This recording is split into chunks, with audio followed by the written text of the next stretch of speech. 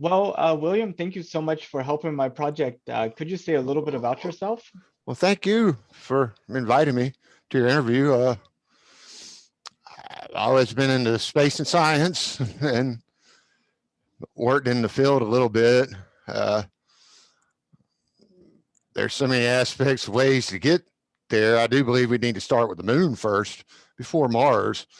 And we can definitely use some of these plutonium based heat transducers to get these rovers to explore the moon and put things together. I believe when we settle the space station, ISS, in 7 years, we should try and land it on the moon and use it as somewhat of a base because it is, encapsulated. So, um, Well, I mean that's definitely a good point. My what I've heard though about the ISS though is that it's really starting to come apart. You know that um it uh, may not last that much longer. yeah, we had a few little Russian misfits on it, I guess, which like probably maybe cracked a couple of structures. I don't know. But since Well, it's there and it's as big as a football field, it would be so much cheaper to launch something that big out of orbit of Earth to the moon with maybe several smaller rockets on the side, or we could do it. I mean, it might mess up solar panels, but we'll just have to wait for the rovers to go there and repair that. Then, well, it's definitely an interesting possibility and definitely a novel one. I'm not sure what that would take, but I'm sure it could be some grad student's thesis. oh yeah, sure, yeah, kind of working on some. We have a plasma engine already, been The tested. Vasmir, I think is what it's called. Yeah, if I could show you a picture on here, I can't though because I'm on the Oh, computer. oh, okay. Yeah, Let no, me see. that would be really, really cool. Um, so, did you know that we were planning to send astronauts to the moon in 2024 for the first time since 1972? Absolutely, if not before. And um, would you believe that most of the people I talk to at Starbucks and at the mall and other places don't know that we're planning to go back to the moon? I could believe that. All you have to do is take a David Letterman J interview from back in the day and walk around the street and ask questions about politics or anything. Nobody knows half that stuff. A lot of people aren't interested in it. Unless you're from Austin, Texas, Cape Canaveral, California, Institute of Technology, or a foreign country.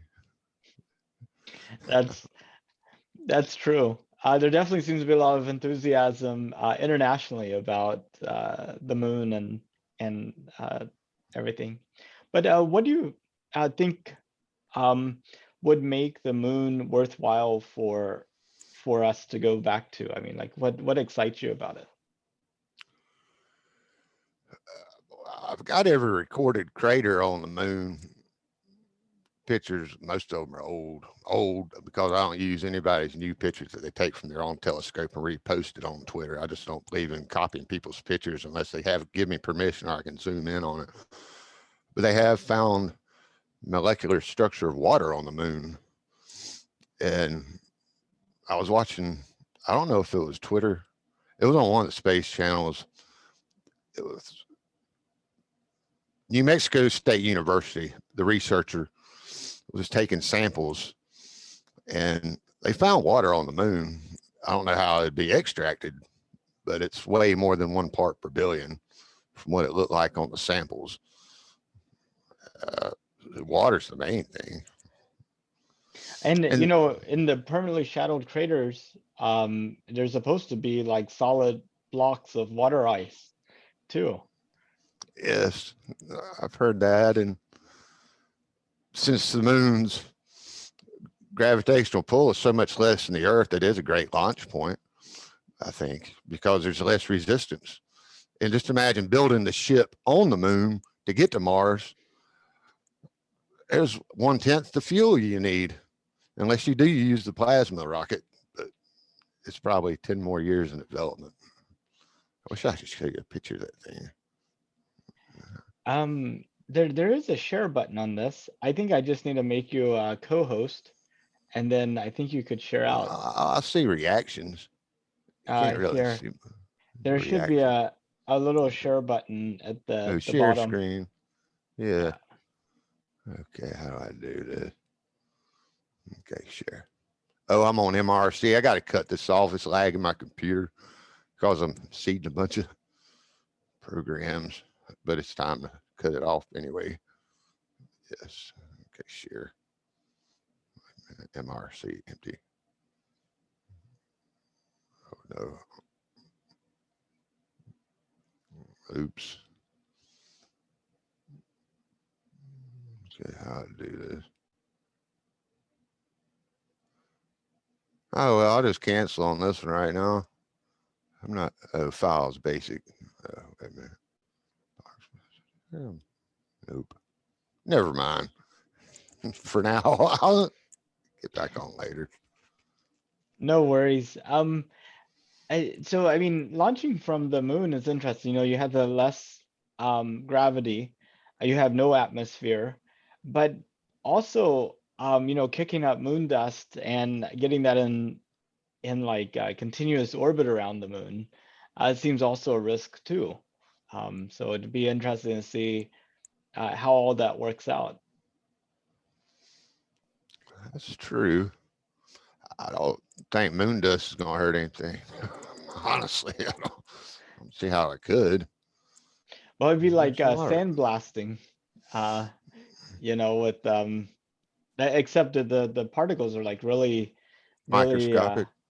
and sharp too, since there's no weathering.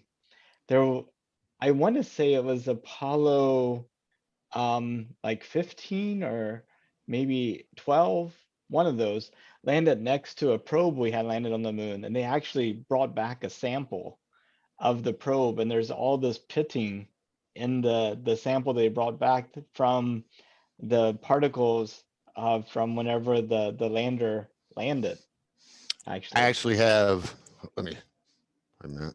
I don't know how long this cord is. It's just like this stuff. I don't know how long this cord is.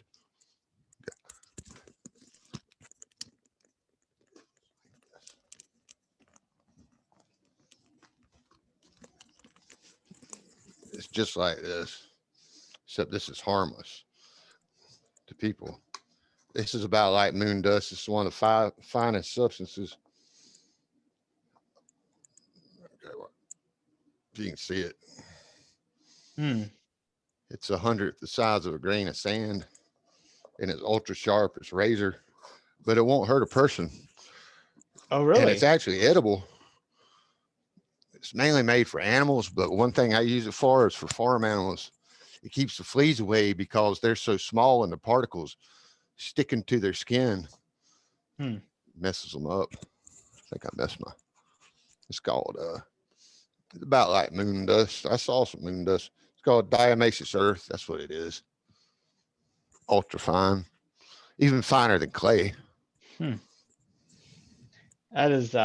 That's interesting. I didn't know such a thing. And you could just buy that online, or? Yeah, you can get it online. You can get it at Tractor Supply too. But if you look at it through a microscope, it's ultra sharp, like a diamond. Each little grain is, which it might be too small to call a grain. But, So, you know, if you think about where humanity is going, you know, there's about 500 years between Christopher Columbus and now. I was curious in how far you think we might get in the next 500 years. At the pace from him to now, maybe quantify it times, I don't know, 5. So within that 500 years, we would actually skip maybe 2,500 years ahead of where we are now. A lot of it depends on how the human race behaves. So take all politics aside. And, I definitely think there needs to be more educational research into science and math, kind of like the 50s and 60s during the rocket age. A lot of social media stuff with the kids and these phones and so many movies and taking distractions away. It's really, it just depends. I think it's working pretty fast though, but one thing is these giant corporations, once you go work for them, they want your idea and they want to own your idea. They want you to sign a contract. So that's one people have told me, never put an idea on Twitter or anything that's factual. Like, okay, no, I don't have time for that. I was going to show you a document from some nuclear stuff, but it's not supposed to be on the internet. But it won't hurt to wave it in front of the camera.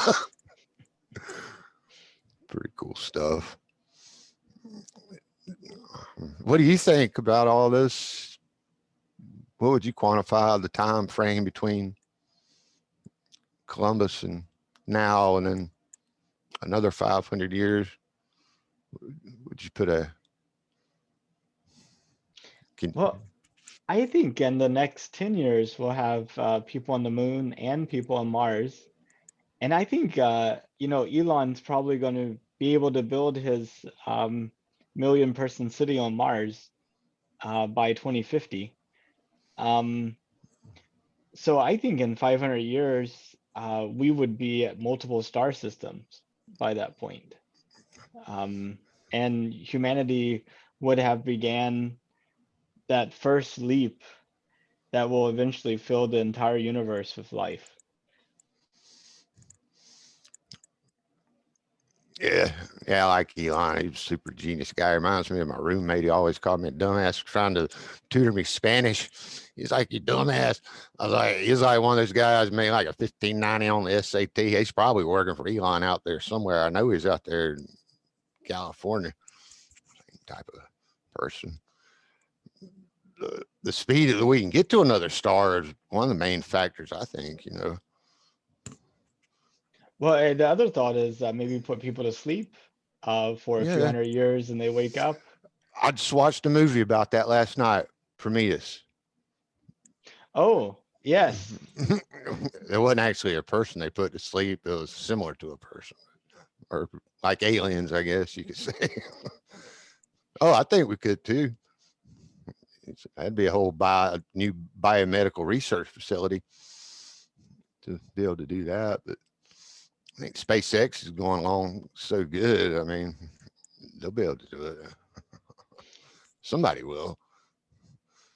Well, and then the other thought is about longevity research, making it so people can actually live You know, indefinitely. genetic modifications to the biome. Just take the old DNA out, and put the new DNA in, and then once it runs out, well, I don't guess it's going to run out if you're in hibernation for 100 years, and then once it's done out, reapply it and just keep the cycle going on with robotics, computers, or people, and even animals. That's one big thing about space. A lot of people don't talk about animals going into space, but I mean, some animals are really smart, and I'm really not sure that humans are the smartest in the world. I mean, if a dolphin had arms and legs or a whale had arms and legs, just imagine what it could be like. Because I got a picture of a human brain next to a bone whale brain. It's 15 times the size with the same extremities, the same capillaries, the same size internal of the brain, just 15 times bigger. Do you imagine what these whales can think? And they do have that sixth sense where they can transmit communications through water, sonar. So I think we need to do more research into some of the animals we can take with us along for the ride. Now, of course, it's going to cost a lot to take a blue whale halfway across the galaxy or something, but start out with smaller ones like the dolphins and penguins and monkeys, kind of like the arc of space. Or, if you saw Star Trek 3, where you have that alien probe coming to Earth looking for the humpback whales. Yeah, Maybe it would be good to have a humpback whale with you, just in case. just in case. Yeah, Moby Dick, don't mess with him. But another thing is anti-gravity. Now that's a more complicated subject because there's a way to do anti-gravity. It's called the acceleration process. But that's complicated. Plus, you want to use something like that on a really, really big ship. It's not like strapping on a pair of metal boots and walking on a magnetic floor or something, just it's a little different than that. There are ways around anything. Physics is unbelievable, and I just can't believe how far we've gone. I love looking at everybody's things on Twitter, space, and got some friends do emails, and I've just been reading more up on it lately than I was. And I love the nature pictures on Twitter. That's why I can tell I like animals. That's all I look at. There's too much politics on Twitter now. The politics in space is something. A few people on there put politics in space. Oh no. I mean, it would almost have to be like Star Trek just to keep it going in the rhythm, the right rhythm, Captain Kirk. Yeah, and Star Trek has been an amazing influence on people that grew up in the 70s, 80s, 90s, and Yeah. 2000s. Yeah, Star Trek with our Star Wars was a good one for me. Hold on a sec.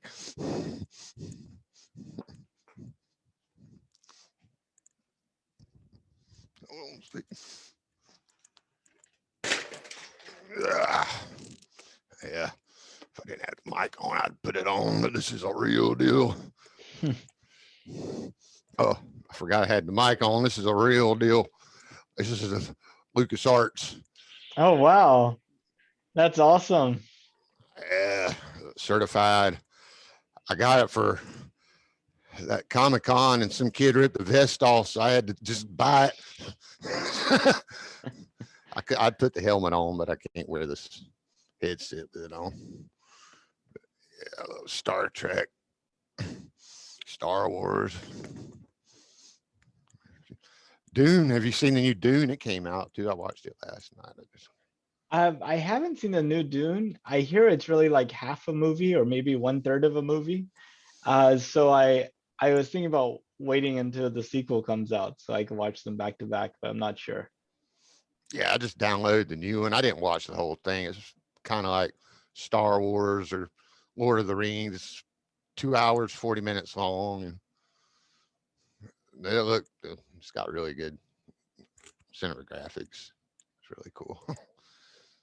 I did. It's definitely on my list to watch, so I'll be watching it at some point soon. Yeah, I just got the new Clint Eastwood. Then I watch Godzilla all the time. I used to watch it all the time. Well, Nathan, I guess I'll let you go. It's great. Can I just log on here anytime or what? Oh, Or is there another question you'd like to ask? Or just one last question. If it was safe and affordable, would you take a trip to space? oh yeah, of course. I could tell you would, wouldn't you? I would. I think I would. I wanted to go with the Inspiration 4 crew, but my number wasn't picked, so that didn't work out. Yeah, mine wasn't picked either. But you donated money for St. Jude's to be in the drawing for Inspiration 4? I donated money to St. Jude's a couple months ago with the kids with the little commercial, Mm-hmm. I donated money through that. Yeah, And also the veterans. they had a special thing in February where they of the people that donated to St. Jude's in February, they got selected. One of them got selected to go on a 3-day trip in orbit on a SpaceX vehicle. I was like 10 days late donating on that. I didn't even know about it until after I'd already read it and made a donation. I did. I tried to, but it wouldn't log on. I found out that lots of people wish they knew about it. So it's if they just kind of had a longer period, I think they would have gotten a lot more donations. Just spread the word. I am taking care of some people, so I mean, I really don't know if I could have done it anyway. I might have had to give a ticket away to somebody, but Well, and that's actually what happened. Somebody wanted it and gave it to his friend, so that works. That works too. yeah, Well, William, thank you so much for your time. it was And great to meet you, Nathan, right? Nathan Price, great to meet you. Have fun. I'll see you around on Twitter, I guess, or you see you betcha. around. Take care, my friend. Good night. Take care. Good night. Yeah, bye.